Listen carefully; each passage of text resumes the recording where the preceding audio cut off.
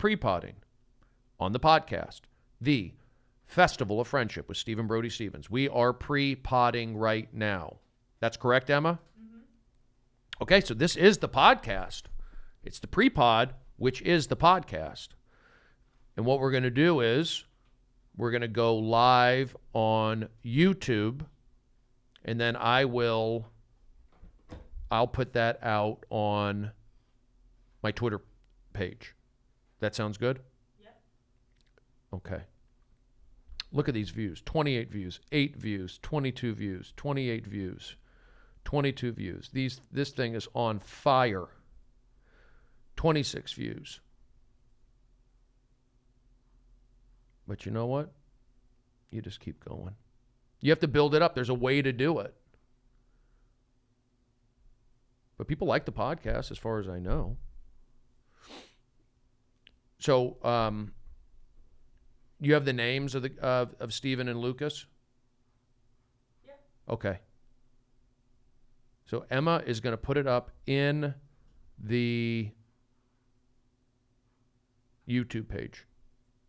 We're up. Correct? Yep. Okay. We're live. We're live? Yeah. So where is it on here? See, I'm at the Festival of Friendship with Stephen Brody Stevens, and I don't see where it's live. You go to your channel? Go to my channel. Do I have to subscribe to it? Nope, it should come up first as live now for watching. Okay. There it is. 4 people are watching. We are now live on YouTube, and then I'll put it on Twitter. There you go. Okay.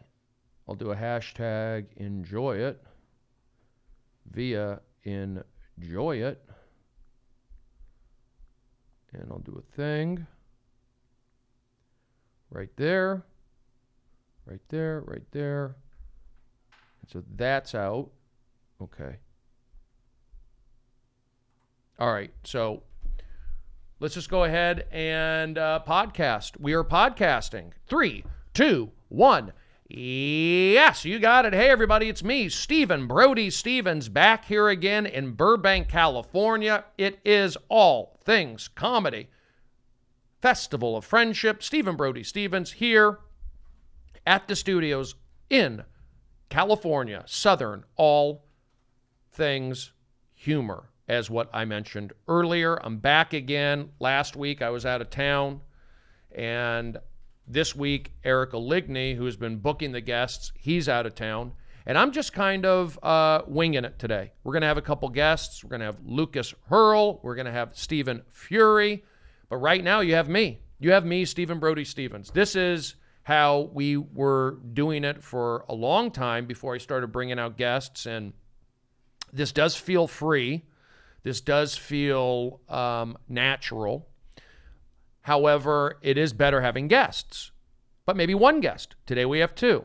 I'm going to experiment, and I want to get back to where I was in terms of having fun, in terms of having sound effects theater, calling out my mom, calling out my friends, having things to say. But to be honest with you, I'm kind of not really flowing for whatever reason. I think, honestly, if you want me to be honest with you, I do Periscopes all the time. I do my Steps with Steve all the time. So I'm definitely fine with that. I don't do it every day, but I do it almost every other day, if not every day, quite a bit. And I feel good about that, and I'm real, and I'm honest. But on a podcast, you have guests, and you have to do all that sort of stuff. So that being said, I have been essentially off meds for about 6 months, and I feel it's time for me to maybe go back to how I was, what got me here. If it ain't broken, don't fix it. You could say, Brody, why did you even consider going off your meds? Well, one, I would always have to pee all the time. There's side effects. You gain weight. You're bloated. You could have chest pains. However, I was smoking a lot of pot. That could add to it. Maybe, maybe not. I don't think sometimes not doing enough cardio. Bottom line is, when you're on a Lexapro or you're on a Lamictal or you're taking Klonopin as needed, I think the urge is to always want to get off the med. That's the goal, is to not be on it. So I was constantly fighting that, wanting to be off it, because it could make you tired. Again, side effects, bloatation, that sort of thing. I didn't feel guilty. I didn't feel like I was less of a person, but that was the case. So then I was eligible for SAG insurance. I had SAG insurance. My SAG insurance, because I didn't make enough money this year to get covered, to be honest, it ran out. It lapsed. Is that what we call it? So I said, you know what? I saw the writing on the wall, and I began to taper down. So I tapered down because I've done it before, and I didn't have any kind of episode. I didn't stop cold turkey. I wasn't new to a medication. Essentially, I knew what I was doing. And I did taper down. And I would Periscope. And I would podcast. And you would see me, I would say more on the Periscopes, more on my stand-up sets, that I was coherent, I was lucid, my personality was still strong. If anything, the brain fog went away. I was like, I was having, I think, memory issues. Now, looking back on it, that could have been maybe not the meds. That could have been me not taking a proper supplement. Because when you're taking when you take medications, doctor prescribed medications, you tend to say, hey, I don't need to do the natural stuff. So there's natural vitamins that can actually help you with certain things, but because you're taking the meds, you go, hey, I don't need it. It's like when you take a statin. That's the other thing. I'm going to get to that in a second. I was on Zocor. And if you check my cholesterol levels, they were good. My cholesterol levels were in the healthy zone. And my diet could be better, but I was exercising. I was, I was putting out effort on my heart rate, getting it up.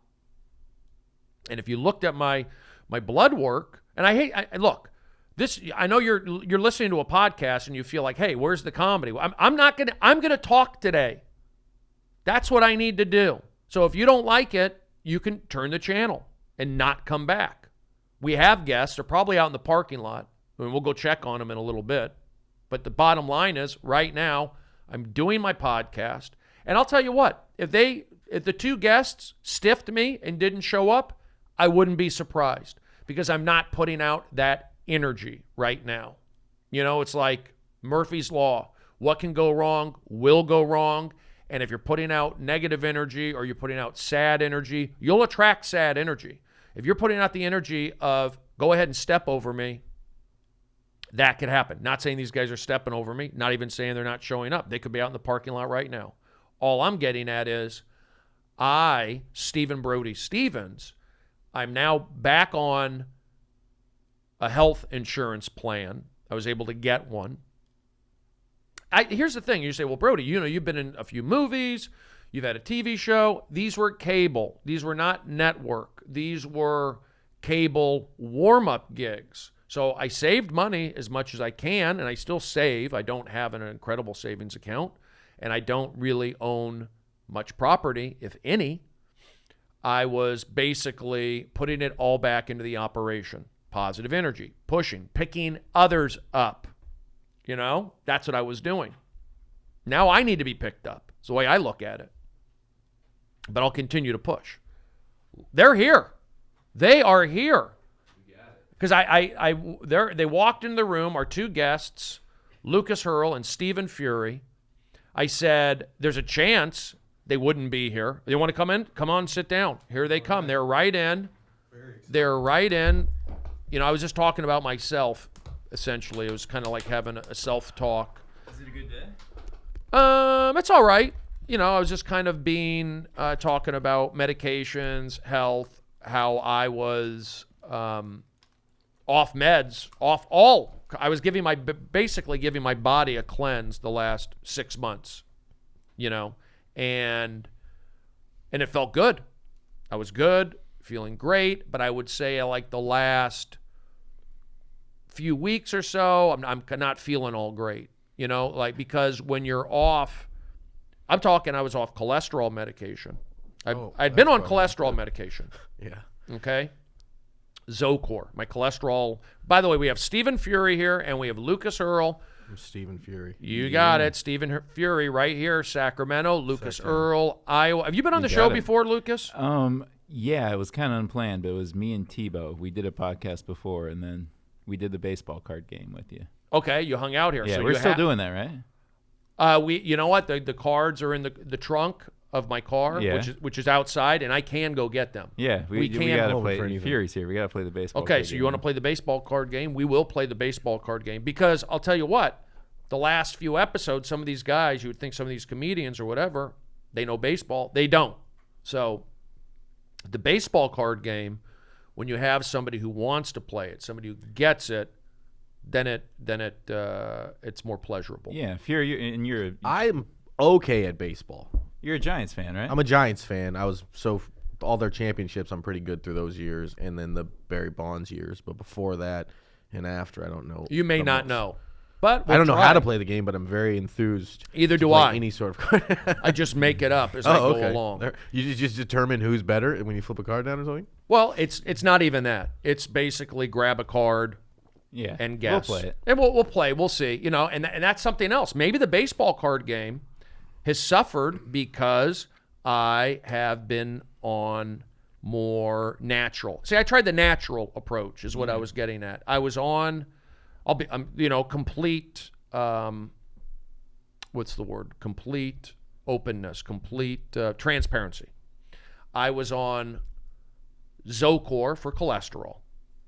And that works. My cholesterol back in probably 15 years ago or whatever it was high. It was the high numbers.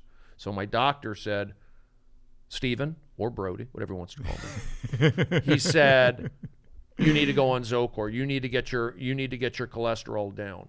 And I said, can I try to do it on my own? He said, yes. So I tried to do it on my own through healthy eating, exercise, what have you. It didn't go down. So he said, just take it. So I took it. And my cholesterol went down to a healthy level. So then why stop taking it? Well, would be my question. Okay. Well, I'll tell you. Well, I mentioned earlier on the podcast, you weren't here, I talked about how my insurance lapsed. I had a switch over in my insurance. Really? Okay. So I felt like, you know what? Let me try. Now there's more knowledge. Now there's apple cider vinegar. Now there's more supplements. Now there's more walking I started, and I tried some newer things. Still didn't work, meaning that my cholesterol levels went back up. So that's just the cholesterol. Mm-hmm. Are you on cholesterol medication? God, no. I hope not. What do you mean, God, no? I mean, well, my dad's a doctor, and he takes cholesterol meds. There you go. Yeah. So I've heard mixed things about him, but the fact that he does, yeah, I'll take him someday probably. I mean, that's the other thing. You see, Lucas heard mixed stories. That's the other stuff. You read on the internet, of course, and they'll say things like, do statins, are they healthy? Do they work? Are they bad for you? Are they a waste of time? You've heard that. Yeah. Yeah, I have. I mean, Rogan will talk about it too. Statins? Or cholesterol. Like these meat eaters or the carnivore diet, whatever. Right. You know what I'm talking about? Like their cholesterol should be through the roof. But they don't seem worried about it. They're like, oh, it's just a number that's... But I think if you have it in your family, a family history of heart disease. Yeah. If your mom had a heart attack, your dad had a heart attack, and your cholesterol's up, you should probably take the statin. Hey, would you say? Brenton Biddlecombe's worried about high cholesterol, and he's 31. Does he have high cholesterol? Yeah. Well, there you go. And I don't know how he does. So I think it's very genetic. I haven't been to the doctor in probably 8 years. Really? Yeah. Do you have health insurance? I do. You don't have to say. You can talk. You don't have to, or you can. I do, but it's to. in Northern California. For Kaiser, they won't let me go to the Southern California one. They won't? No. Even if I'm like, well, can I just make a one-time thing? Like, no, you only can go up there, or if you do like, do you pay 20 it? hours of pay? I'm in the Kaiser program. Yeah, Yeah, I like them. I like Kaiser too. I've been there my whole life. I was born at Kaiser. I was born at Kaiser Yeah, yeah, also. I like Kaiser. Was born at Kaiser. I'll probably die at Kaiser. Probably. They're all over the country, aren't they? I don't think so. I think they're on the California. Yeah, I only think they're in California. I think they're in different states. Maybe different states, but they're not in the Midwest that I know of. Huh. I've never seen one until I came here. Well, I mean, on baseball highlights, you look at the walls. I see Kaiser. Oh, Yeah. You know, like advertising. Yeah. I'm Maybe it's a thinking. West Coast thing. What about now? Can I propose a theory as to maybe why? Sure. Lucas Hirl proposing a theory. Yeah. Well, the blood moon on Sunday. I heard about it. Yeah, that was like the darkest the moon would ever get, and then it's like a changing of the seasons. So I'm a big believer in seasonal depression. Oh yeah. Big believer in it, and this is like the darkest time of. It's the least light of the day. January 21st, also my birthday, the coldest day of the year traditionally. Happy birthday. Thank you for that. Yeah, so after the blood moon, everything should be good. I mean, I think there is something to that seasonal Well, depression. the most suicides are in Seattle and Portland, right? Sounds like right. Seattle, and up north. Alaska. Those they get the least sunlight, right? Because I mean, I think there's something to it. I mean, I was in Chicago recently over the weekend, and it was freezing. I mean, it's like it's cold, it's dark. It's more cold than dark, but it's still dark, and it can bring you down. I mean, because you can't just go out and get a coffee. You gotta layer up. Yeah. And I was there, and it just began to snow as I was leaving. I mean, imagine like the snow and the bitter cold, and then the rain in the summertime. I mean, summertime in Chicago is really nice, actually. But there is something to that. In fact, when I started my comedy trek, moved up to Seattle in 1994, February of 94, I moved to Seattle. And I took the Comedy Store workshop in L.A., just like Sebastian. I think we're the only two guys. The Sandy Shore one. Sandy Shore. Yeah. Wow, I didn't know that about you. Sandy Shore taught me. And then a few years later, I think in 1998 maybe, she taught Sebastian. Yeah. So I kind of like... Set the groundwork. You paved the way. I paved the way for Sebastian. Yeah. I can see that. And that was... I graduated college. We're here with Stephen Fuery and Lucas Hirl, two of our newest regulars at the Comedy Store. Stephen just got passed. Yeah, I got to hear that story. A couple weeks ago. My story or Stephen's story? Well, I mean both, but especially Stephen Fuery Stevens. Stephen Fuery Stevens. And you got passed, what, six months ago? Oh, no, it's been like a year and 4 months. Time flies. It does. So you're passed. You just got passed. I got passed in 2000. So I've been passed now. By Mitzi. Almost 20 years. Mitzi passed me. How did you find out? She sent me an email. No, I'm kidding. She emails? I don't know. I forget. AOL. You had to put in a disk for a couple hours and it came up. I got passed at the Comedy Store. Bobby Lee got me in there because I was doing shows around town, little alternative shows, hipster shows, youth hostel, and Adam Gropman, who still does comedy around. He writes for LA Weekly and all that. He's around occasionally. He lived next door to Bobby Lee in an apartment in Hollywood. And he would always talk about Bobby Lee. Bobby Lee's my neighbor, funny guy, This is back in 2000, so Bobby was just kind of getting going himself. And he said, I think I can get you a showcase. Your buddy did, who just knows Bobby Lee. Yes. Okay. So my powerful words from just a guy who knows Bobby Lee. My friend Grotman put in a word to Bobby Lee, and I guess maybe Bobby Lee saw me somewhere, or he heard of me, or knew of me, and I got a showcase on a Sunday night, and I got passed. Just like that? Pretty much.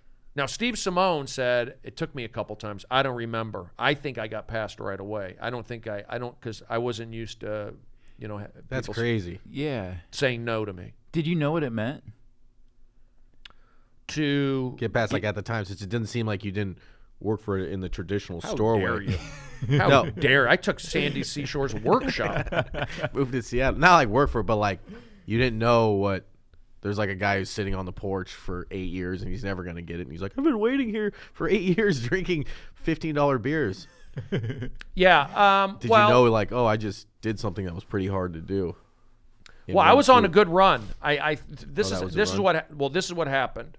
I had so after the workshop, I moved up to Seattle and I did 3 years in Seattle. So that time in Seattle was essentially open mics. You know, Josh Wolf was up there. Joey Diaz was up there. Mitch Hedberg was up there. Good class. We had a few other guys passing through. But it was a good scene up there. Mm-hmm. So Josh, Joey, myself, Craig Gass does a lot of voices. And Seattle was just a great scene. It was like a major city, but also like a small city. So you could go do stuff. So every Monday and Tuesday night, it was the Comedy Underground. And then Wednesday and Thursday, you could go down to Tacoma, do the shows down there. And then maybe on the weekend, pick up a guest spot possibly somewhere. Then we also did cable access. That was another thing.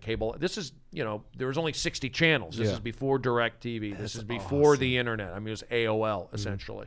So guys had a show called Heckler Line. These comedians, Jeff Masterson and a few other guys, and they would do comedy and they would play back voice messages like "you suck." Essentially, it was like they didn't take live calls, but they were just panicky about taking live calls. But it was basically heckler lines. So you see the guy, "You suck," "you're terrible," and then how you respond to the hecklers.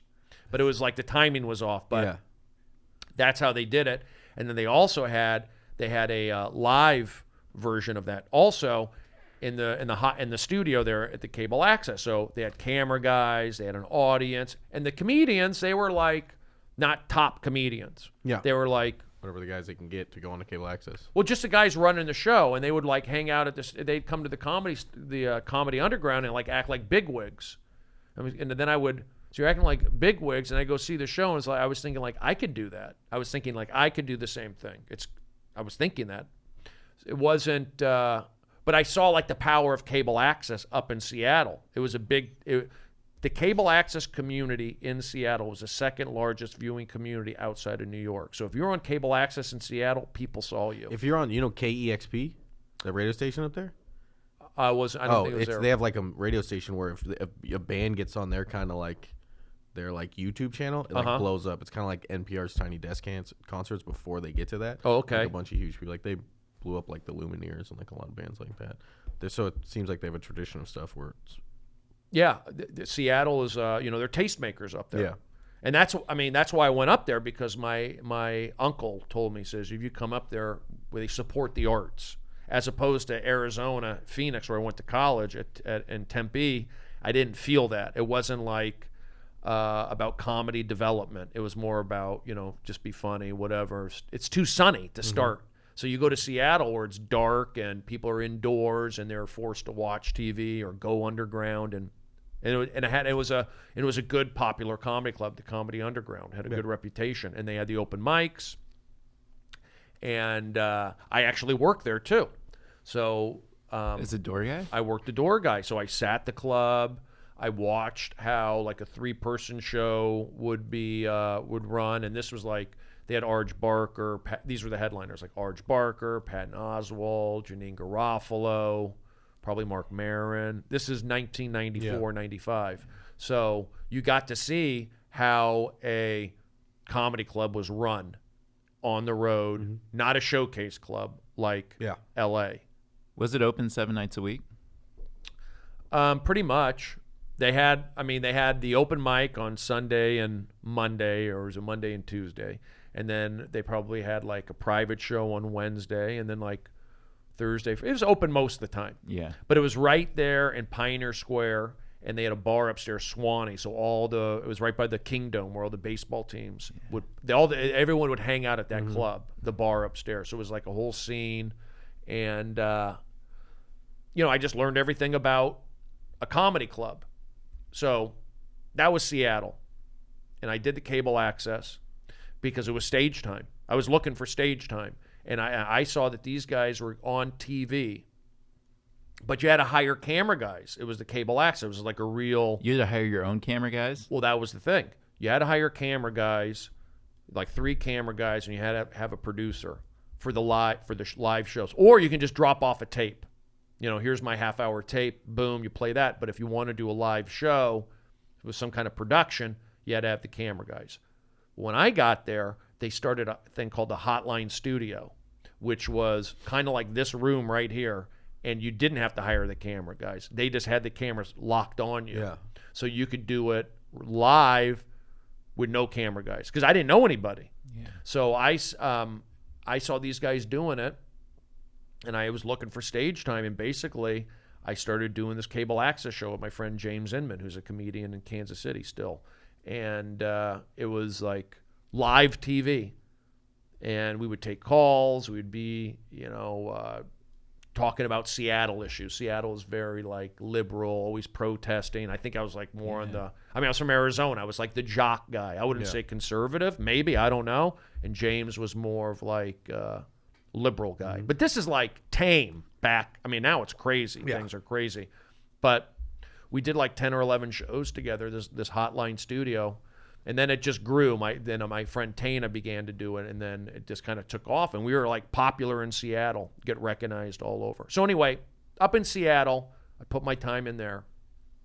Then I went to New York, did open mics, put my time in there, got past late night stand up New York. So when I moved to LA, essentially, I had things happening, meaning that I got booked on the Craig Kilborn show right away, the Late Late Show. Oh. Why? Because Alex Solkin, who's now the producer for Family Guy, we did open mics in New York together. So we would hang out, and he got a job working for the Late Late Show with Craig Kilborn. Now it's James Corden. So he was already a fan and a friend of mine. So I would give him tapes. He loved the cable access show from Seattle back in the day, and then I'd give him tapes from my New York shows. So when I came... So everyone at the CBS Late Late Show, they all knew me, all the writers and everybody. So essentially, I got that right away when I came out here. I got on that show. Yeah. And then I was doing Luna Lounge in New York. That was like a top hip show, like you would say, maybe like a UCB show or like The Virgil or Largo, that kind. It was like Largo, essentially. And I did like 4 of those shows. I hosted, and like Dave Chappelle and Todd Barry and Mark Maron. I was holding my own. And I was ready to come back to L.A. I did my 3 years in New York. So you're up to 6 years when you move into L.A.? Exactly. I'd put in 6 years. And the 3 years in the New York, I met all those guys are moving to L.A. So when I came back to L.A., where I grew up, so I knew I had a car waiting for me. I had a place to stay. Because I would hear the horror stories of these comedians who come out to L.A. Oh, I can't get around. I don't know anybody. And for me, it was like I didn't have that problem. Yeah. So when I came back, right away I booked Premium. I booked the Late Late Show. Then I booked Premium Blend, Comedy Central. Why? Because those bookers booked Luna Lounge in New York. So I got those 2 right away. And that got me passed at the Improv. And just because you get passed doesn't mean you get spots. Yeah, exactly. I got passed there. And then I did maybe like the Vancouver Comedy Festival or the Chicago Comedy Festival. And that just led into me getting passed at the Comedy Store. And I got the Chicago Comedy Festival. I was doing some show right there in Hollywood at some dive bar. And the guy who ran the show, David Stebbins, he thought it was funny. He goes, "You're funny." And he goes, "Does anyone? What do you have going on?" I go, "Nothing really. I may have had a manager or something." He goes, "Let me see if I can get you into the Chicago Comedy Festival." So he got me into that. That's where I started to hang out with Zach quite a bit. He was in that festival, so I could trace it back to where how these passings happened. So I think having those 2 credits right out of the gate helped me get passed. But did you go up in front of Mitzi and she watched you in the back? And I guess, yeah. But you don't seem like fazed by it. Like I hear all these stories of just comedians. I'm different. You are different. Special. What stories do you hear? Just people that they would showcase in front of Mitzi, and then there were a couple comedians. I don't want to name them on the podcast, but I can after. that would like get in her ear and kind of distract her. Did you ever hear about this? I have heard that. Yeah, and like that just seems like such a dick move. But yeah, everybody seemed to just. I know Ari Shafir showcased 20 times in front of her. Same with Simone. Yeah, I think in terms of, well, one, I took the workshop. So back when I graduated college, Tempe, Arizona State, and when I came back to LA, I gave myself like 6 months or whatever to like learn everything about the business. I could stay at home.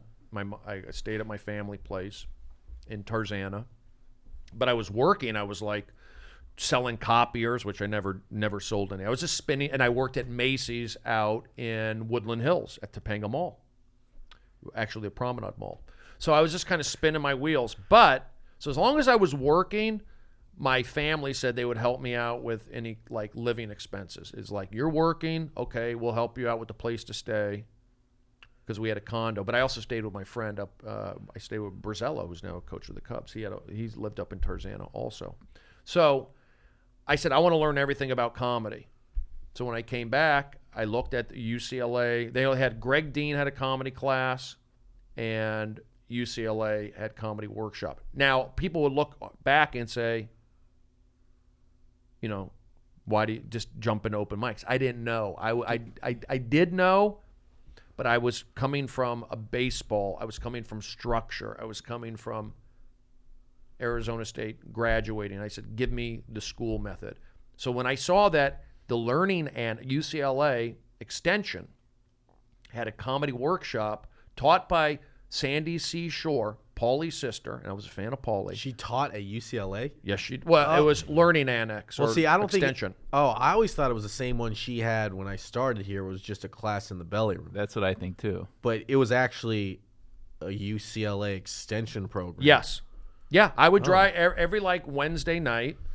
I would drive to UCLA, and I enjoyed it. I looked forward to it. Were there any other comedians in the class that are still doing it? Peter Sprite, you know him? Mm-hmm. He was a Comedy Store comedian. He ran a show up in the belly room. Been on commercials, and funny guy. I don't know if he's still doing it, but Peter Sprite and like one other guy I see around sometimes. That's about it. Oh, Kevin Ruff. Okay, don't know him, but He's on the wall. He was a Second City guy. He was a funny guy.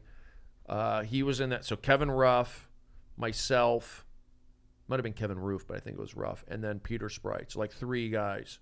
We took that class, and It's a pretty good percentage. yeah, 3 dudes like still are Yeah. dead at comedy. Yeah. From a comedy class. Only many comedy classes have that kind of batting average. exactly. So people will crap on comedy classes, but Jeselnik, Anthony Jeselnik took Greg Dean's class. oh, he did? Yeah, There and you go. When I think of Greg Dean, I think of Hawaiian shirt. Right. Yeah. He used to have a belly room like stand-up class, like when the store was dead. And Yeah, Greg Dean was the one option, and then it was also Sandy. But I knew, okay, UCLA, this is legit. Yeah. And it had like 12 classes or whatever, and then you do your graduating class at the Comedy Store. So I grew up in LA, and I would see the Comedy Store as a kid. My mom's boyfriend lived over on Alta Loma there. So I knew about the Comedy Store. That was like the club. The improv wasn't my thing. I just knew about the Comedy Store. So, and I did that class to see if I like comedy. And again, I did. I enjoyed it. And then people just laugh at me. My jokes weren't always that great, and they would laugh at me. And then Sandy taught me about, make it visual. So I made it visual, whatever that meant. And I'd always talk to her after the show. And then I would drive by the Comedy Store, and I'd look at the Comedy Store, and I go, one day maybe I'll perform there. I never went in. And then I did the graduating class in the original room on a Sunday night. It was packed in there. You brought all your friends. It was packed in there. And I had a good set. I did well. People were giving me their business cards after. You have an agent or whatever. And I felt like a comedian. I'm a comedian. I made it. And then I said, now it's time to do open mics. So another guy from the class who went on to be a writer, Jay Stewart Burns, who wrote for actually Futurama and Beavis and Butthead. We did an open mic. I know I'm talking a lot, but I want to just get the story out. Up in Chatsworth. And I did the one open mic, and I go, I don't want to go this route. I get open mics. I understand it. But I wasn't like, I didn't want to be like spoken down to by some like outsider because this is my town. This is my valley. So I just didn't want to deal with that. So right away I go, it might be right for others. It's not right for me. So that's what put it in my head like I didn't do any open mics, and I went back to UCLA, took a business of comedy class. So I just learned everything about the business of comedy.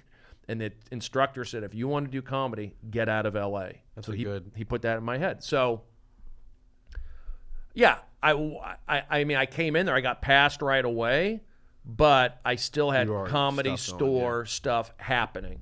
And I'll let you guys go. And you talk about like how Mitzi, and I'll let you guys say this. It's like it just didn't. I didn't because I played baseball, I think, and I grew up here. And I was in New York already. I barked at the Comedy Cellar. Yeah. You know, I was not intimidated necessarily by the process. It wasn't like I just kind of like believed in myself. Yeah. Well, both you guys, what I like about you is you both had plans. Yeah, I for sure had a plan here. I think it's a good idea. I just always wanted to do stand-up, but I don't know how someone could start in L.A. That seems like the worst fucking idea. Because it's just... But some people, I'm like Ari Shaffir, Tom Segura, like people did that I didn't know about. Did Tom? I thought Tom started in L.A.? That's what I was told a couple weeks ago, and I didn't think he did either. I thought it was like Denver or something. I think it was Denver, and then he moved to L.A. and was like a micer. But I don't know. I just think it's too hard here. You just get shot down too much, and then you're playing... You don't jump into the big leagues.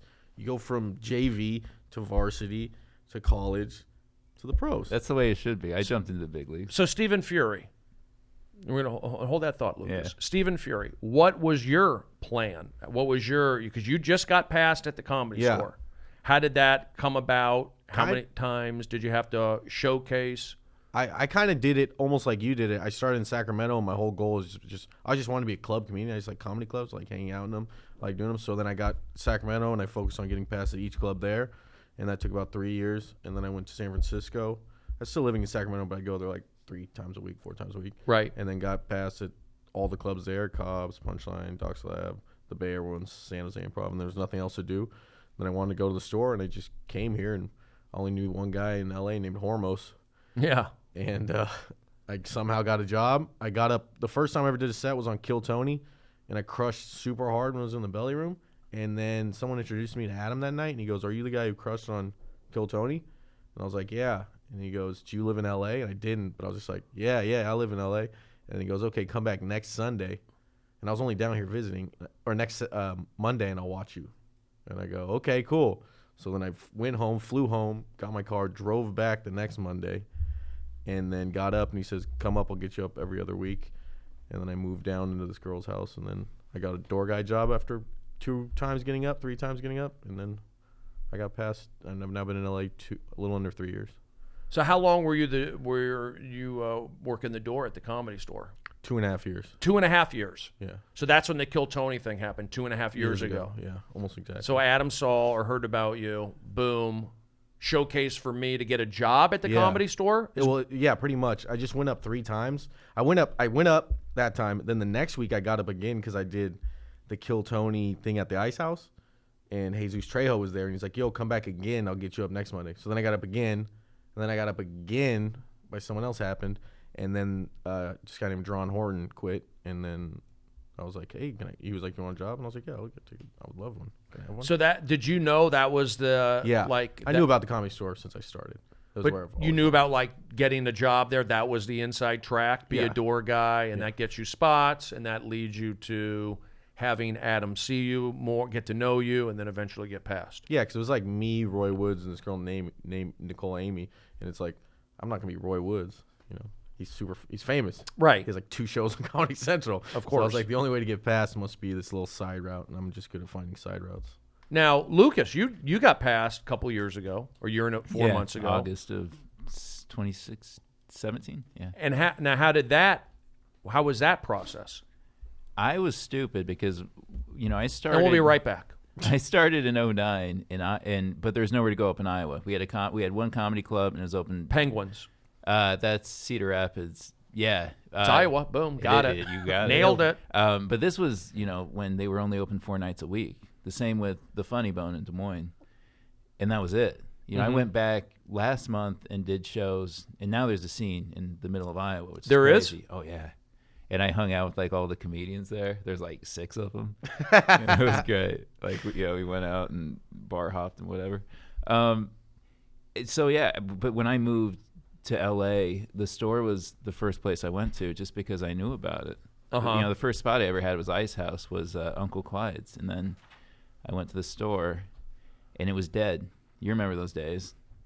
Brenton started there, too, around the same time. And, like, it was a different atmosphere because we had Sundays and Mondays. But also as a door guy, you weren't guaranteed a spot, and you also weren't guaranteed an audience. Mm-hmm. So I'm grateful that we had that place to fail at that time. Now, you were a door guy. Yeah. How'd you get that gig? 5 months in, I hung out every night until, like, 2 a.m. And I also hung out, like, Wednesday and Thursdays. Because you see comedians wanting to get in, but they're hanging out on Fridays and Saturdays or Tuesdays when everybody else is there. Right. Like, I would be there. I remember D'Elia always had a 12:30 OR spot. Uh-huh. And Tommy would give him that to kind of fuck with him because he knew he was good, but he just wanted to see him work late night. Right. And there was no one there. Yeah, right? there was nobody there. And, Chris would do, pretty much the same act every night. He wouldn't, he would be physical and flamboyant. And, right. But yeah, it was so dead. And I would hang out till the close. And then Tommy, he's like, eventually noticed me and he said, "Can you park cars? Can you drive stick?" And I lied and said I could. And then I taught myself how to drive stick. Right. Working a lot. Parking hundreds of thousands. Yeah, because Steve and I were just talking about, like, it's the only job where, we're both lot guys, and they don't even, like, look at your license. They're not like, can this guy drive? Yeah, they didn't ask to see my license. They didn't take a valet school. They didn't look at my record. They just put me in the lot, and I'm parking, like, Russell Brand's $200,000 Maserati and David Spade's fucking Bentley GT. And it's like, this makes no sense. Spade had a Bentley? Spade has one. He's a GT 350. Thing's sick. It's black and neon green. Looks like the Batmobile. And I'm just in it like, bah, bah, bah, bah, bah, bah, bah, bah, bah, bah. I drive like an O2 Corolla with looks like I have psoriasis. The paint is melting off. Is it nerve-wracking to drive these fancy cars? Yeah, have you ever messed up? I never messed up a car. Barely messed up one car. I messed up whose? Jay Larson's, just a little bit, but it was Paulie's fault. He was like, "I gotta go, bro," and I was like, "Just give me a sec." He was like, "No," he just kept scaring me, and I just kept backing up a little bit, and I tapped his bumper. It's stressful, right? Working that lot. Yeah, because you're gonna fuck up someone you look up to's car, and all day, if I fuck up Dave Chappelle's car, the only way he'll know me for the rest of my life is that's the guy who fucked up my Porsche. But he'll know you. Yeah, I guess it's better if people are like, Steve Fuery? He goes, "No, that guy. Oh, the guy who fucked up my." So if you're working at the Comedy Store as a door person, are there people who don't work the lot? Most people don't work the lot. It's only about 3 people. Because it's a difficult job, Yeah, or you no have one wants to do it. The stress levels. Yeah, it's super stressed because when it gets super packed and then cars just keep coming in, they're just so expensive now. Like, I'm doing, like, Ferraris with paddle shifters. I don't know how to do a paddle shifter. I don't know what that is. A paddle shifter? Yeah, you go up and down on the gears here. Who's got that? The Ferrari one of Jeff Ross's friends. Oh, wow. That Jeff Ross rolls in with. And it's just like, and then, Brendan Schaub's, he has a Porsche GT S4, the same one Rogan was. That thing, you can't, it just goes, pop! It's literally like that. It's the most crazy car I've ever driven. And it's, like, dark purple with, like, gold chips in it. It's just like, it's more money I'll ever make in my life. Why would anybody have that kind of car in LA too that goes that fast? Because when I worked the lot, I remember 6 comedians, regulars, had black Priuses, including Bill Burr. Uh-huh. So, like, the lot would be half black Priuses. Yeah, you can't tell who's... And it's one of the only jobs where you're kind of disappointed to see your friends. Yeah.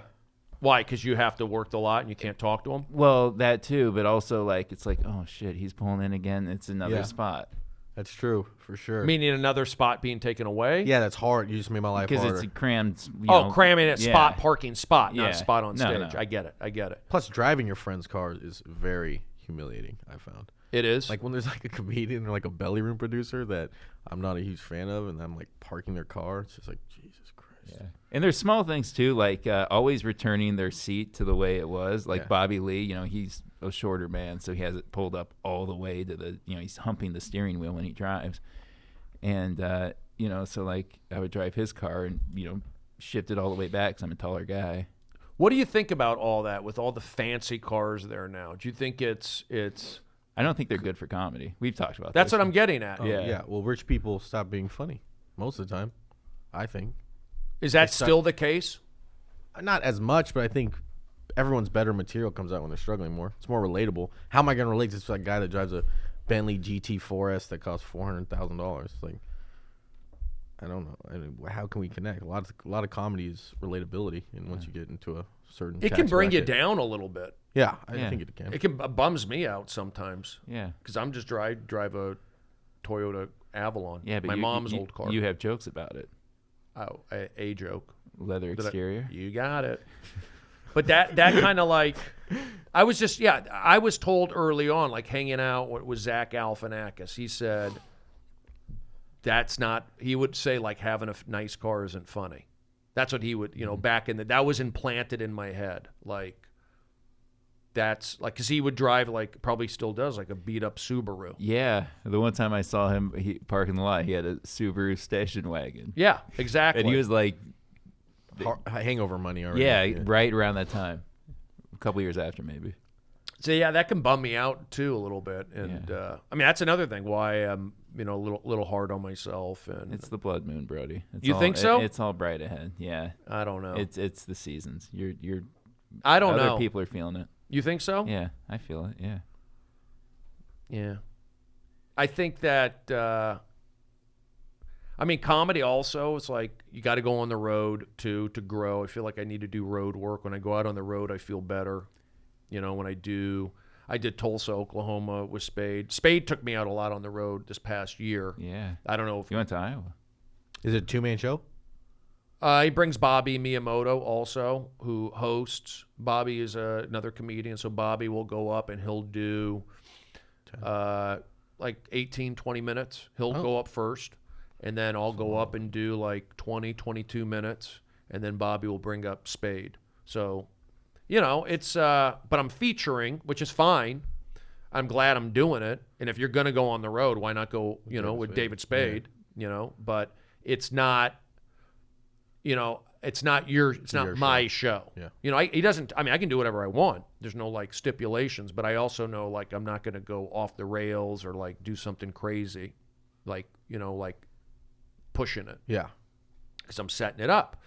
But it's, sometimes I can get in my head a little bit, doing, sometimes like the bigger crowds. Like I like doing, I like intimacy. I like a show that's been like beaten down a little bit. That's where I thrive, like in those situations. That's where I'm the scary. That's my biggest thing we're getting past now. My biggest fear right now is just going up in these rooms where they've just been beaten for 5 hours and there's 6 people. I'm just not used to that because like in Sacramento, our open mics would be sold out.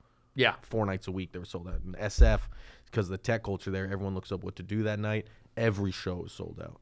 And then like you start at the store opening the show, 400 people there already. Yeah. And then now it's like you got 6 people go up there.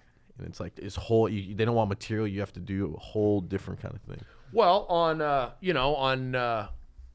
Monday nights, I'll do the potluck, put my name in the bucket, and I'm getting up there, and there's not many people. Oh, yeah. That Monday night is fucking hard. It's a tough, because, you're just going through it. Yeah. Like, because when the employees would go up, they're killing. The Yeah. crowd is amazing. And then, I swear, the first spot, when Fraser takes over and the paid regulars go on, that's a tough spot, because Fraser will kill. Right. And then you'll go on, and, like, I swear, like, midnight on a Monday is, like, 1 a.m. It's always, like, an hour off, because that... Well, it's been 5 hours of comedy since 7. Yeah. And they've seen a new guy every 5 minutes. Or girl. 3. Whatever. So Yeah. are you saying that it's hard? Why is it scary, or is it hard, or you think that you're not going to come off looking good? Is that the fear when Probably you're doing that. Probably the latter. I don't like not... I think I do pretty well when I go up. Like, most of the time, I'll do pretty well, like, if I'm featuring for people or stuff like that. And so not doing well kind of is like, fuck. It's like the sports thing. I'm just like, fuck, I missed the fucking shot on that one. It was like, well, you were guarded. It was like, still, I feel like I still should have made it. But the crowds, they're like just Beat to death. they're beat to death. Yeah. You got to reawaken them. And it's late. Like Yeah. I'm so used. Like that was my thing. Like I would always do, these late spots. I did a lot of late spots. I Yeah, still you do it for an hour. At the end of the main room, you'll do it and kill for an hour. And I'm just like, fuck, I got to learn how to take notes. You don't have to learn to do that though. I mean, you could just to like for self-preservation, like when you'll be doing. But I took that and made it something. Yeah, you hit it running. But when you put me up in front of like a big room, it's a little not saying daunting. It's a lot sometimes for me. I'm not used to always going up in front. We're packed. We're ready to go. We're happy. You see what I'm saying? So it can kind of like work against me a little bit. Did you see Holtzman open up that Burr show? It was like a 3-man show in the main room, and Holtzman was the middle act before Burr, and he just did Holtzman in front of a whole Burr crowd that paid to watch Bill Burr. How did he do? Because people pay to watch, like, that's what I like about Burr crowds. They're paying to watch an angry white guy. Yeah, it was weird from what I remember. It was not bad, but it was just like people like I don't know. It's like they're going to see the Rolling Stones, and you put up fucking the Sex Pistols right in front of them or something. It's just like they're like, oh, I wasn't expecting this. Okay. Did Bill know that Holtzman was going to go up? He must have signed off on it. Probably. He probably doesn't care. But Holtzman, can do that. But he can do a regular set also. Yeah, no. It was still funny, but you could tell some of the people were like, what the fuck is happening right now? Yeah. I mean, he makes Burr seem tame. Yeah, exactly. It was funny. Yeah, that's why he did it.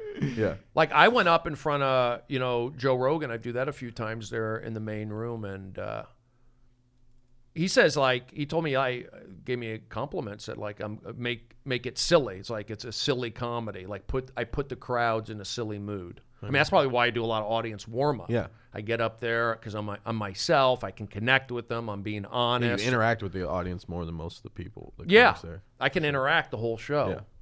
And so that kind of, he said like it's good silly comedy. So I like that. It like kind of made me, feel appreciated at times, but going up late, I'm definitely, I can do it. It's like, I just feel like I can talk to them. I'm like, just be myself. But when it's packed and they're ready and we're here, we're ready to laugh and they don't necessarily know me. Yeah. Sometimes that can be, I get in my head a little bit. Well, now there's something you're doing this for. It's not like this is just for me. Like at late night, it's like indulgence. It's like this is my time. But when there's stakes. When it's earlier and it's a packed room, there's stakes. I feel like late night there's no. They serve steaks at the Comedy Store. Start to. Meaning their stakes being that they paid money. And they can they paid money and That's they expect a show. Yeah. Whereas late at night, They're they like, know "We're it's here." late at night, and they're here for that. Yeah. But that's also comedy. Yeah. Oh yeah, no, for sure. But that's why. Oh yeah, you go. No, well, I would just be more nerve-wracked getting like an 11:30 OR spot than I would like at 10 o'clock because that's where they're like debating to go. Like the door guys that go up at the 5 minutes before. Steven, I want to see someone be so bad that they can get someone to leave. Walk? Yeah. If you can walk someone and get them to give up on the rest of their night with a 5-minute spot, you are like Andy Kaufman bad. Right. Or Andy Kaufman good. Yeah, exactly. So you guys like when it's a packed OR. You're not. I do. I mean, but the more you do it, you get used to it. I mean, I just know like tonight I'm going to go into the OR. I mean, I could have 50 people, could have 60. I do get crowds in there. It does fluctuate. No, I work the door. People come in at 11:30 into the main room and be like, "I'm here to watch Brody." They does like happen. Yeah, there is people that do that for sure. I think because I'm best when I'm relaxed. If I'm flustered in a bad way, I can see that, yeah. it's not. I mean, I always have good sets in there, though. I'll be honest. I think my percentage of that late night spot, I'm like a 97 percentile success rate. That's my feeling. I've had maybe honestly like less than 3 bad sets. Like this stunk, or I didn't have fun, or and your set's an hour. They hated it. Mm-hmm. Yeah, I'm lucky. So you back well for an hour. I am lucky for that.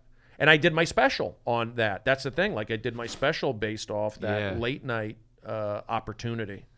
And I took that and, I ran with that. I still have to promote it. I'm not.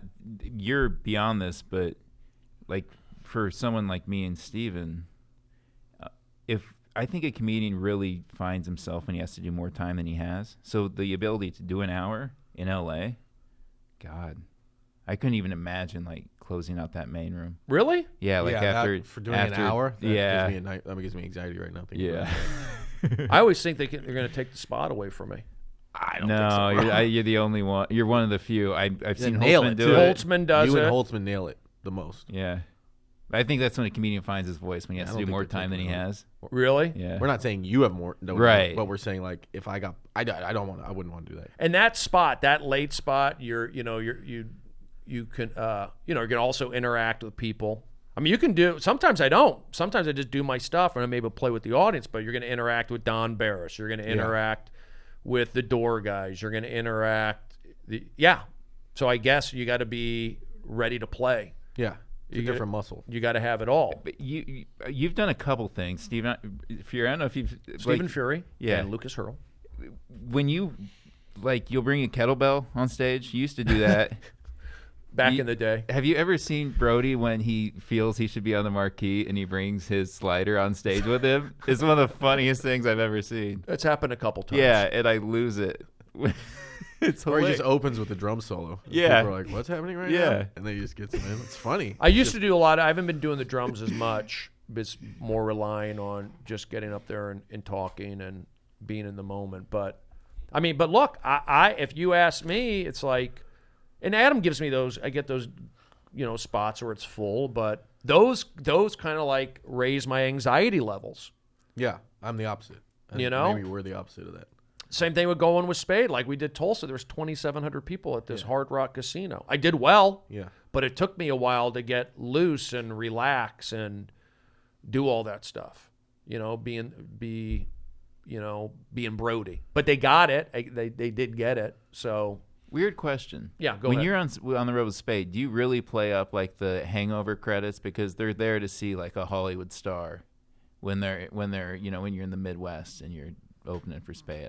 I don't. Do you? I don't really do my line. Sometimes I Okay. do it, but I can do whatever I want. There's no like, don't say that, don't do this. Fuery said it really well last week. He said because you had a main room spot, and you said that like main room you can do your act. Yeah.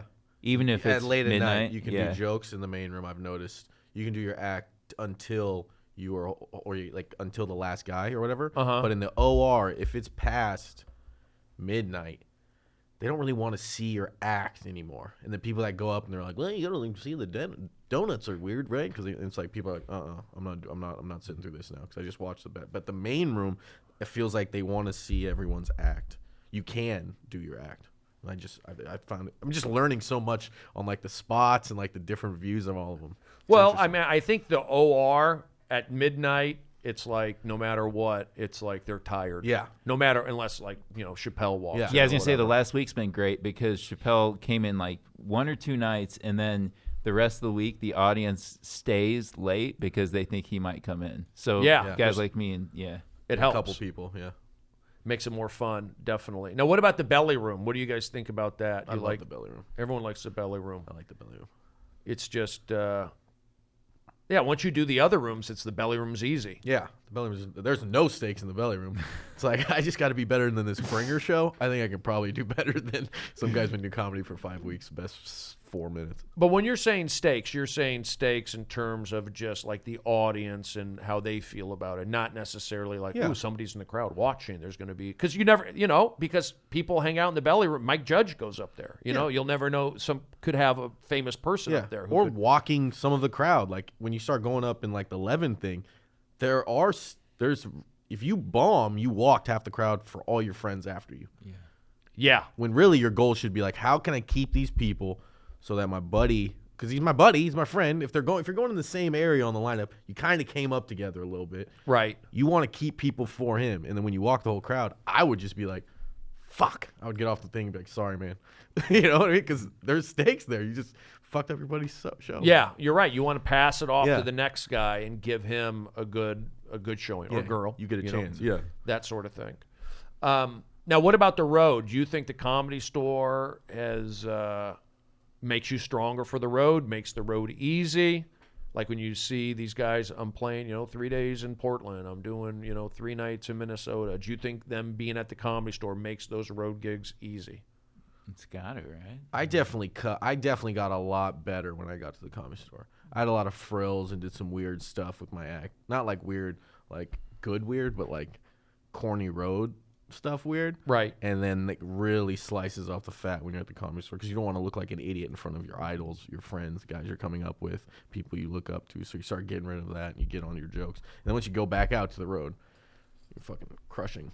Yeah. Why do you think the Comedy Store, these audiences these days are they good or are they just there? Are they good audiences? Yeah. They've, for the last 4 or 5 years, they've been great. A lot of them are, it's almost like the road comes to you at the Comedy Store because you got like some people from Des Moines, you got some people from Seattle, you got a couple from Australia, you got some, it's like everyone everywhere there. So it's like all types of comedy are coming to you in this room.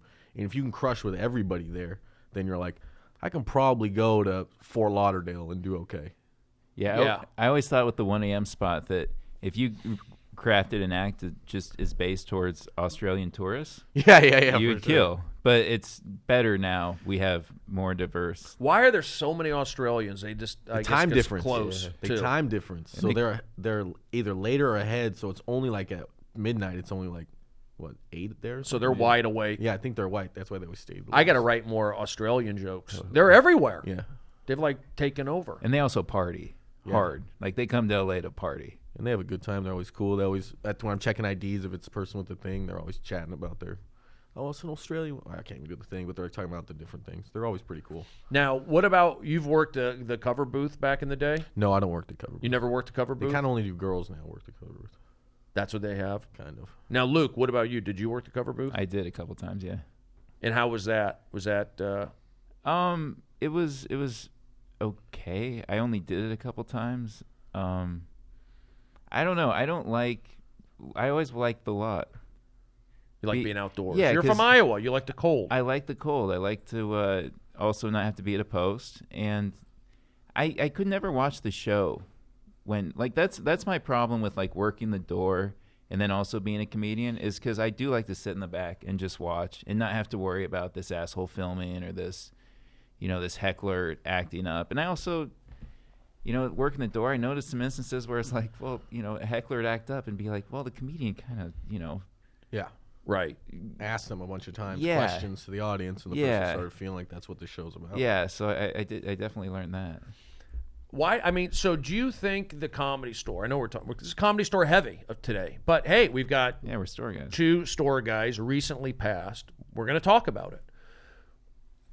Do you think these other clubs they try to adopt the Comedy Store philosophies, or are they being lifted up as well these days? Yeah, It seems like the they Laugh have to be. Factory's doing It's getting better. That's what I'd say. Seems like the Laugh Factory is taking, it's not a Comedy Store, but they're like going from like, I don't want to name the other ones, but from down below to now they seem like they're coming into second place. They're booking bigger names. They're booking bigger, better acts for sure. That's a big part of it. Yeah, I think so. Yeah, I see that. Because working the lot, you'll be like, the guy's like, I got like, DeLeo, like, I'm only going to park here for a sec. I got to go to the factory. Rogan's like, I only got to do this. I'll go to the factory. Something like that. Seems like Theo's always, I think he does all of them. Yeah.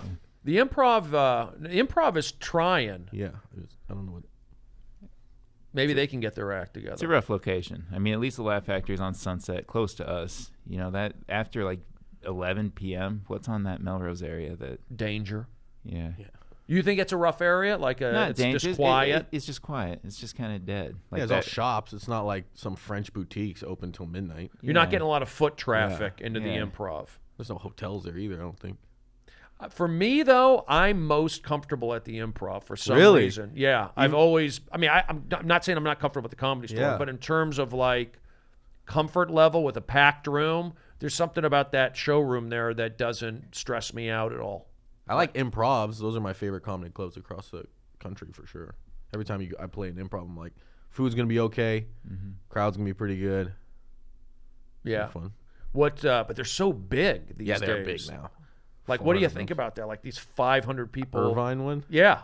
It's big. Do you feel that? Would you, like the pressure to fill those is difficult. Yeah, it sounds I mean, terrible. it's like that's what like I don't have like a huge following like that. Yeah. That's why I feel like I'd be intimidated somewhat. Like if I had to do a weekend in Irvine.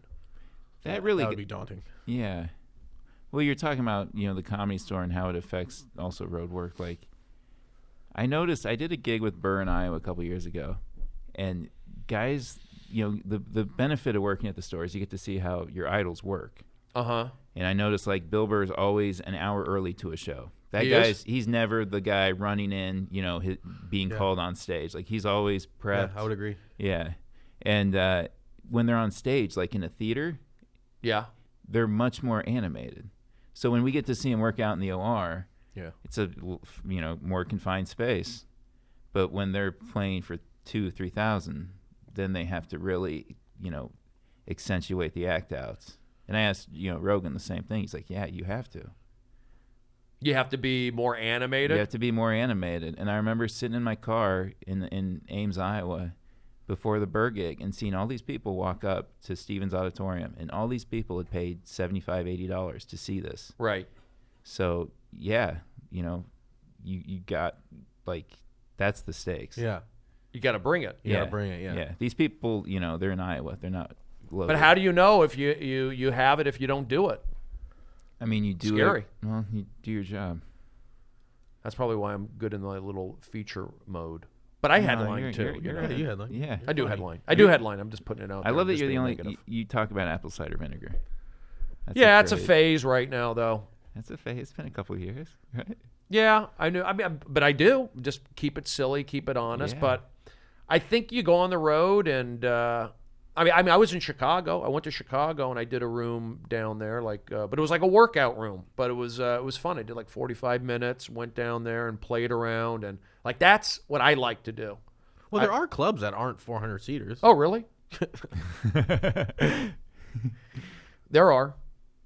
Yeah, I did Chicago. It was fun. Like I was able to like be loose. I mean, sometimes I'm not loose for whatever reason, and it could be anything from like, not eating right. I mean, there's so many traveling, and I have jokes, but a lot of my stuff is in the moment. So it's sometimes, I mean, you got to write jokes. The bottom line is you got to write jokes and act them out. But how do you get that? How do you develop that if you're not getting those spots? It's like a double-edged sword or a catch-22 or whatever they want to call it. So, yeah, I got good at doing the late-night craziness, doing the Don Barris stuff, audience warm-up. So I got to find some place on the road where I can find my comfort zone for that, where I strive. So it's just stuff that goes through my head. Yeah. And that part of that could be getting back to me. I'm not on medication right now. I'm very raw. I'm sensitive. I have some anxieties. So I feel that, I mean, even with the podcast, I feel like, well, I'm a little hungry too. I'm getting hungry. I'm hungry too. We are Yeah, going to I'm wrap it up. starving. I haven't Now, eaten. let me ask you a question. Have you enjoyed the podcast so far today? Yeah, it was fun. I always wanted to come here. I'm a huge fan of ATC. You've never been here? No. So I brought you in. Yeah, you brought me in. Stephen Fuery, first time at All Things Comedy was through me. Yeah. Stephen Fuery Stevens.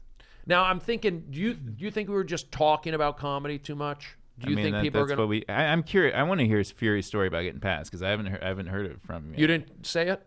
I was in Tempe. Yeah, give us the story. Give us the There's story. what's the thing you always say? I was in Tempe. Connection. Connections, yeah. I was in Tempe. I was doing the featuring at the Improv. And he With just who called was me. there? Who was there? Pablo Francisco is a comedian. I travel with I know quite a bit. Pablo. Yeah. And I was just in my room, and he just called me, and I was like, either he thinks I did the sign last night and fucked up, or I got passed. But like the past one was like real little. You're like, because I wasn't showcasing. I didn't do anything. Right. He just called me, and then he was like, hey, man, what's up? And I was like, Who, Adam? yeah. Okay. So that's why I was like, why is he calling me? Right. Either I'm in big trouble or this is good news. And then he goes, what's up, man? I was like, nothing, just hanging out. Now, this is recent. Yeah, it was like 2 weeks ago. Okay, And 2 then he weeks ago, goes, Tempe, Arizona, Stephen Fuery in Tempe, Arizona yeah, at the Improv. Moxie Hotel, weird hotel. Okay. He goes, hey, man, you're passed. Oh, hey, man, you're passed. And I was like, really? He was like, yeah. And I was like, oh, sick. He's like, think you've been good for a while. congratulations. And I was like, cool, thanks. And then we just kind of like sat there for like 45 minutes. Because I've never really talked to him that much. A lot of guys try to go like schmooze with him and stuff. I probably never had a conversation with him other than good set, thanks for the spot. Right. And then he goes, yeah. I was like, cool. All right, man.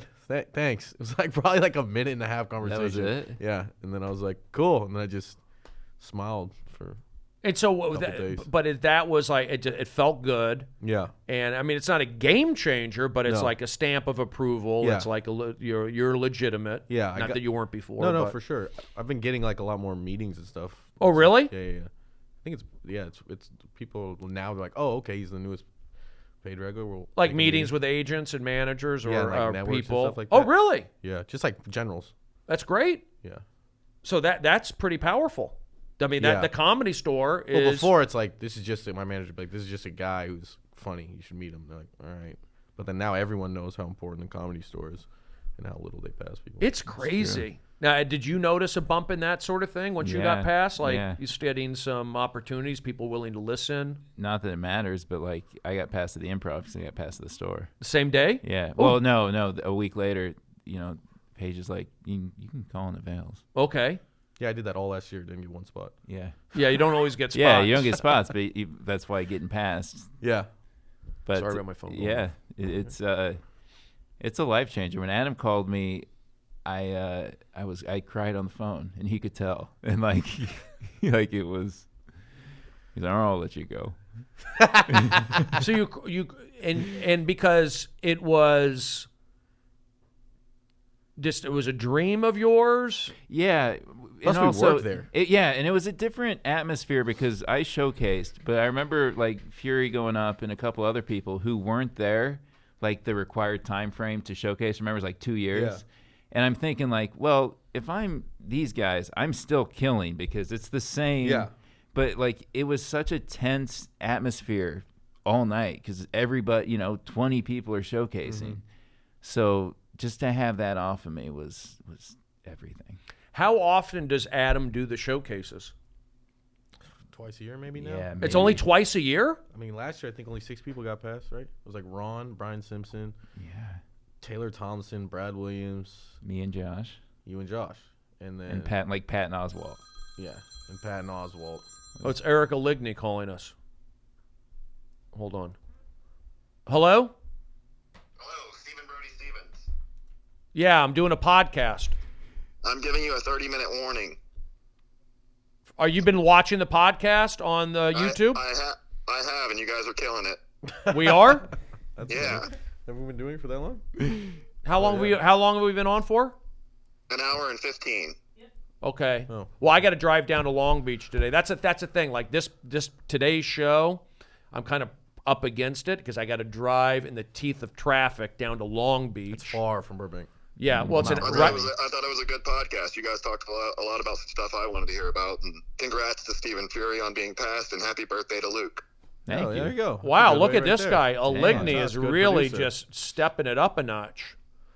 Now, Thanks, what do you? Eric. Let me ask you a question, Eric. Do you think what do you think because we're not on Twitter, and I mean not on Periscope. You are on Twitter. No, I'm not on Periscope right now. Yeah. So I'm not getting fan feedback necessarily, and I'm They're getting giving you feedback in the YouTube channel. where? In the live chat, if you click on live chat, you'll see all their feedback. They've been giving you some good feedback. They're still fighting the fact that they want it to be on Periscope because they want to be able to tap the hearts. Gotta get on So Periscope, they're a bro. little bit lost without the heart tapping, but they're okay. Wait, I didn't realize there was a chat in the YouTube. Yeah, it's been going off good today. You guys had a good for not having our YouTube up that long. A good solid 15 to 20 people the whole time. No, that's all right. Well, I It's guess pretty It's like a good late for- night show. I'm just being negative. Let me For ask our you. So YouTube's they only been liked up for it? 2 weeks, so- No, my only fear, and I'm just being like, I'm always honest. Sometimes they feel like I've heard like you get comedians on and they're just talking. They feel like, oh, we've heard comedians talk before.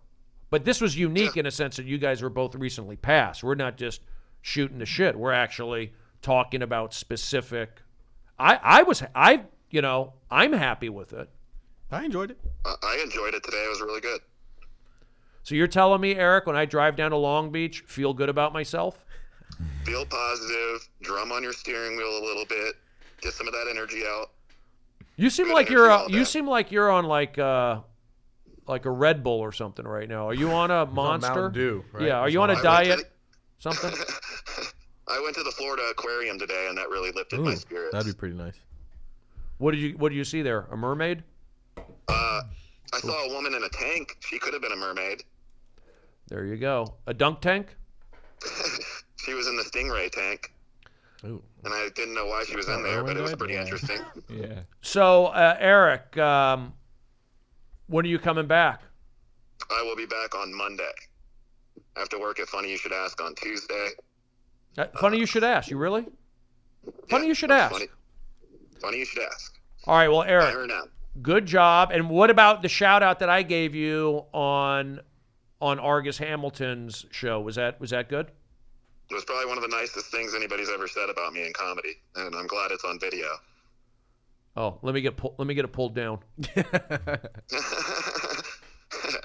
I wanted to give you the warning because I was really excited. The fact that Luke came in right away and was really excited to play the baseball card game. Well, I don't That's think what we're I'm going to be talking able to about. do it actually because we got to wrap it up and the cards are out in my car. And I was just kind Hold of. on, I'll go get them. Oh, you're on. Aligny's on fire. But anyways, I wanted to let you guys know, good podcast. I know Emma has to leave a little bit early. I know you have to leave a little bit early, but yeah, I just wanted to call and let you know. Thanks, buddy. Yeah, thanks, Eric. Yeah, There- y'all have fun. There he goes, Eric Yeah. Aligny. Shout out to the 15 to 20 people commented. Yeah. That's We dope. did this for you guys. Yeah. This is a late night podcast. There you go. Look, Aligny's been doing a good job booking guests, helping out. Yeah. I needed help. I needed help. We all need help, Brody. Yeah. I don't know. I got to get back. I think I'm going to actually probably have to go back on some kind of medication. Take the edge off. Get outside of my head, my negative thoughts. You But know. I'll tell you what, you guys today, brought it. Good energy. I could see why. I mean, I feel like I want to I'm in the comedy. I'm not saying I'm too comfortable there, but it's like it seems like the young guys and newer guys, they really have an appreciation for it. But I'm also, I'm doing crazy stuff with Don. I'm doing the late night. I'm just hard on myself. The bottom line. That's the bottom line. And I don't like being hard on myself. It gets old. Gotta stop. Easier said than done. For sure. But there's just a lot of things. But I'll tell you what, this was a good podcast. This was a good one. Today was a positive. This was a solid double, triple. We got on base. We did it. I'm just talking, in baseball terms. It was good. Yeah, we got to find a place to get food now. Yeah. Well, you're in Burbank. Yeah, let's And I'm going to have to grab something quick. I'm driving down, like I said, to Long Beach because they're taping specials down there. That's how well the Laugh Factory is doing. They're starting to produce stand-up specials. Oh. So just like All Things Comedy, we produced, I say we because I worked on it, Ian Edwards special, Paul Verzi. Ted Alexandro. Ted Alexander, I believe, is going to do one, or he did one. He did one. But All Things Comedy is actually, they've produced the three. I don't know if they produced, but they might have produced the release of it. Yeah. But the actual nuts and bolts of the Ian Edwards special, that was All Things Comedy. Same thing with Jessica Kierson and then Paul Verzi. So Yeah, I think it's the future of comedy. I want to get in. If someone was like, would you rather go to Comedy Central or All Things Comedy, be involved with them in the basement? I'd rather go All Things Comedy. All Things Comedy is the place to be. Yeah, I think so. It's comedy friendly, and It's a network. it's a network, Okay. and it's you're amongst your friends Yeah. and great comedians, and it's a good vibe. That's why I decided a year and a half or 2 years ago or whatever to do my podcast, to do it. I remember they used to have the old podcast studio over at the Raleigh studios over there where they had Punch Drunk and Yeah. Josh Wolf had his show. And I said, I should do that because I was doing mine over for Feral Audio, which is around the corner, Starburns. And I just got in here and this is the spot to be. So I see good things for Stephen Fuery. First time here at the studio. We got Had a blast. and you just got passed. That's awesome. Sacramento. I lived in Sacramento when I was you a were kid. in Orangeville. I was in Carmichael. Oh, Carmichael. Yeah. I went to Citrus Heights Preschool. You know where that is? No, I think they found the Golden State Killer in Carmichael. They did. Yeah. Yeah, Citrus. I think it was in Citrus Heights. Yeah. Yeah. And he was there when I was there. Yeah. I mean, I could have been a guy. You could have been. I could have been one of his victims. I know. But I put out positive energy, Thank God. and I vandalized a dollhouse in Sacramento. Maybe I threw the police off the track. Like they were looking at me and they should have been looking at the Golden State Killer. You never know. I vandalized a dollhouse. I That's did. I great. remember that. I had just, I would like break things. I had like impulse. I was a kid, but that's what kids would do. You would like throw broke a rocks lot at of windows. Yeah. And that's what I did. So that was in Carmichael. Luke, thank you. You're relatively new. Also, you're newlywed at the Comedy Store, passing. Yeah. Let me ask, you guys have any shows coming up you want to promote? You're on YouTube right now. Oh, right. Fury, you go first. Well, we're at the Comedy Store every week, Yeah, but we my had fun favorite last show night. is a show I run in the belly room at the Comedy Store called Follow That. It's on the second Thursdays. We play a really weird video. A comedian makes fun of it and then does a set afterwards. Yeah. I'm in Phoenix on Friday. Oh, really? Stand Up Live. Yeah, it's with Tony. We're going to the Royal Rumble on Sunday. Oh, nice. Nice. Yeah, we've done it 3 years in a row. Who else is on the show? Just you and Tony so far? I think Jeremiah and I don't know if Josh. I think Josh Martin is. That will be fun. Yeah. What about you? You got anything? Yeah, let's think what I have. I will be in Glendale, Arizona at the end of the month. Is there a dog? There's dogs barking. We're at a kennel all of a sudden. And that's the thing about podcasts. I'm going to tell you something. We didn't do any shtick today. I could have done shtick and done all. We didn't do that. We were just talking. That's what we do. But I could turn it up and do my comedy. I can play. I want to adopt that dog.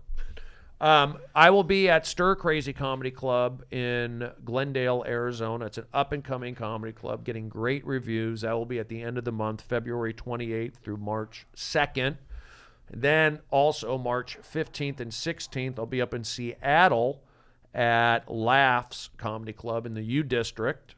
And then maybe I'll be doing Omaha. I need to pick up more gigs. Reach out and send me gigs. You can hear me every week on All Things Comedy, the Stephen Brody Stevens Festival of Friendship. Thank you to Emma for doing a great job, as always.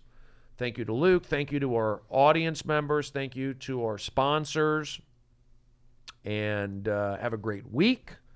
The show is growing. We're real. We're honest. And I think with podcasting, number one is content. Number two is booking guests. Number three is promoting. That's what you got to do. Maybe not in that order. I don't know. I think you got it. But I do the podcast. Yeah. I don't. When you make a schedule, you make an appointment, you show up and you do the podcast. The 2 times I've done the podcast, you were wearing a Brooklyn hat both times. Yeah, I'm wearing this hat today. I'm kind of like through it. I haven't worn this hat for a while. But I'm wearing it today. Ladies and gentlemen, you've been listening to Stephen Brody Stevens, the Festival of Friendship. Have a great afternoon or night or morning. Yes, you got it. Push and believe.